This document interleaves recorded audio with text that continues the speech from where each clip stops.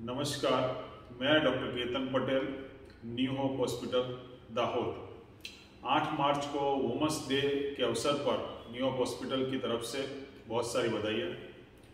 इस वीडियो में हम बात करेंगे एक्टोपिक प्रेगनेंसी। सबसे पहले तो एक्टोपिक प्रेगनेंसी क्या है वो समझने के लिए आपको ये समझना पड़ेगा कि प्रेगनेंसी यानी कि कंसेप्शन, गर्भ कैसे ठहरता है। गर्भ ठहरने के लिए सबसे पहले तो एक स्पर्म यानी कि शुक्रकोश और एक अंडकोश की जरूरत पड़ती है। जैसे ओवरी में से अंडकोश रिलीज होता है तो वो जाता है गर्भ नलिका में, और वहाँ गर्भ नलिका का जो बाह्य भाग होता है यानी कि जो दूर का जो पार्ट होता है उसमें, जिसको पिम्ब्रिया बोलते हैं, वहाँ पर अंडकोश और शुक्रकोश दोनों मिलते हैं और मिलने के बाद वहाँ पर वो फलित होता है और गर्भ का निर्माण होता है। अब ये जो गर्भ नली में जो निर्माण हुआ है वो धीरे धीरे खिसक के 4 से 5 दिन के बाद वो आता है बच्चादानी के अंदर, और जो एंडोमेट्रियम बोलते हैं, जिसको बच्चादानी की लाइनिंग होती है, वहां पर वो इम्प्लांटेशन होता है और बच्चादानी के अंदर वो पलपता है।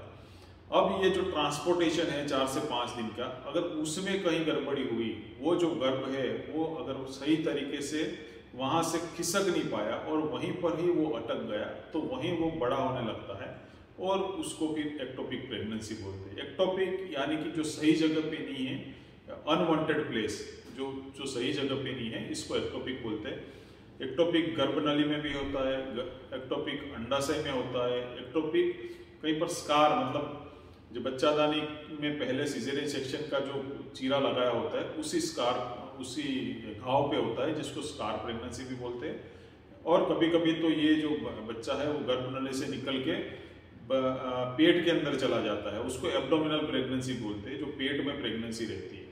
ठीक है, तो ये हुआ एक्टोपिक प्रेगनेंसी कैसे होती है वो। अब ये होने का कारण क्या होता है? ये होने का मेन कारण तो गर्भ नलिका जो होती है, जिसको फैलोपियन ट्यूब बोलते हैं, वो डैमेज हो गई हो।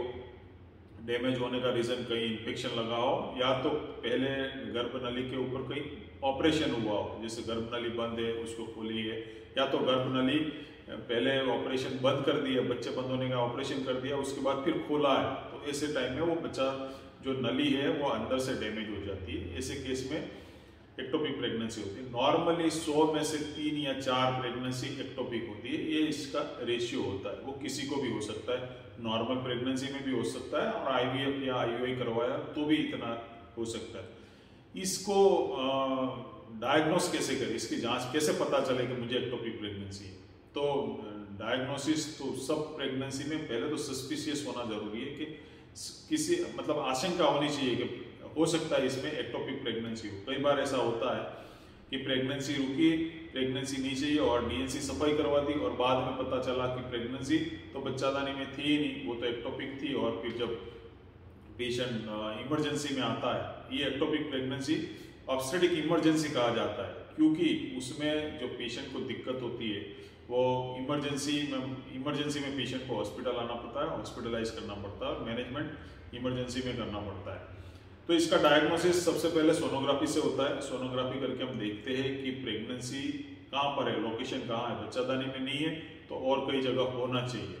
दूसरा, बीटा एचसीजी ब्लड का रिपोर्ट करवाते हैं, उसमें पता चलता है कि बीटा एचसीजी का लेवल कितना है, और अगर बीटा एचसीजी का लेवल ज़्यादा है तो उसको कहीं पर भी प्रेगनेंसी तो सोनोग्राफी में दिखना चाहिए। तीसरा, पेशेंट को बहुत सारी पेन होता है, एब्डोमिनल पेन, या तो पहले मतलब पेड़ों में पेन, बहुत ज़्यादा दर्द होता है, तो वो जो प्रेगनेंसी बड़ी होती है तो उस टाइम पे वो फटने की तैयारी होती है, तब पेशेंट को पेन होता है और साथ में ब्लीडिंग भी होता है, क्योंकि प्रेगनेंसी तो बच्चादानी में है ही नहीं, तो ब्लीडिंग वहाँ से होगा और पेन होता है। कभी कभी पेशेंट को चक्कर आना, गिर जाना, मतलब कभी ब्लीडिंग पेट के अंदर होता है तो शॉक में भी चला जाता है पेशेंट। ऐसी मतलब बहुत सारी दिक्कतें हो सकती है अगर आपने अर्ली प्रेगनेंसी, शुरुआत की प्रेगनेंसी में हॉस्पिटल में दिखाया नहीं तो ये अननोटिस रहता है। और कभी कभी वो बच्चादानी के बाहर की जो प्रेगनेंसी है वो नली में होती है तो वो फट जाती है, फटती है तो पेशेंट को बहुत सारा पेन होता है और ब्लीडिंग होता है, तो ब्लड प्रेशर डाउन हो जाता है, चक्कर आता है, घबराहट होती है, और पेशेंट को इमरजेंसी में हॉस्पिटल लाना पड़ता है। देखिए, इसको मैनेजमेंट मतलब उसका इलाज कैसे होता है। उसका इलाज एक तो होता है मेडिकल मैनेजमेंट, दवाइयों से हम ठीक कर सकते हैं, और दूसरा होता है सर्जिकल।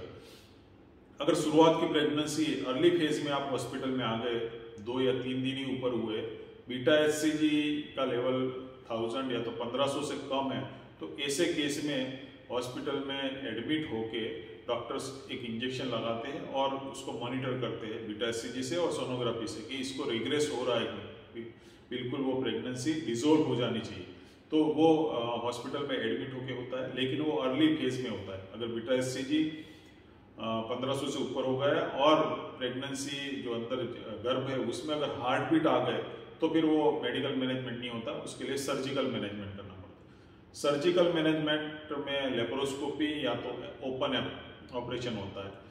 ये मैं यहाँ पर आपको बता दूं कि ये जो लेप्रोस्कोपी से मतलब एक्टोपिक प्रेगनेंसी का मैनेजमेंट वो 100% लेप्रोस्कोपी से संभव है। ऐसी कोई कंडीशन नहीं है कि जिसमें आपको ओपन पेट खोल के करना पड़े, इमरजेंसी में हो या तो ब्लड प्रेशर कम हो या कुछ भी हो तो आप ब्लड चढ़ा के भी लेप्रोस्कोपी कर सकते हैं।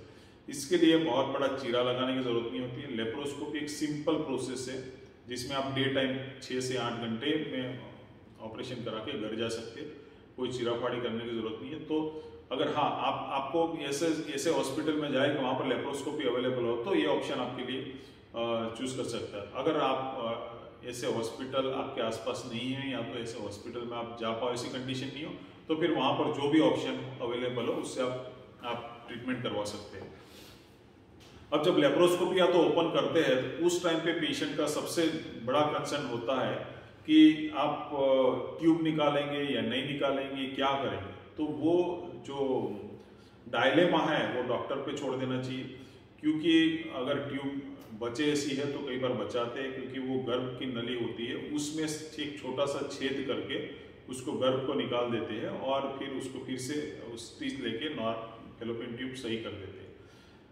उसको सल्पिंजोटोमी कहते हैं। लेकिन अगर नली बिल्कुल बिगड़ चुकी है, नली फट गई है, वहां से अगर ब्लास्ट हो गई है, तो फिर उसको नली को बचाने का कोई मतलब नहीं, क्योंकि ऐसी डैमेज नली आप अगर रहने देते हो तो हो सकता है आपको नेक्स्ट प्रेगनेंसी रुके उसमें भी यही सेम फिर से रिपीट एक्टोपिक प्रेगनेंसी और फिर से ऑपरेशन करना पड़े।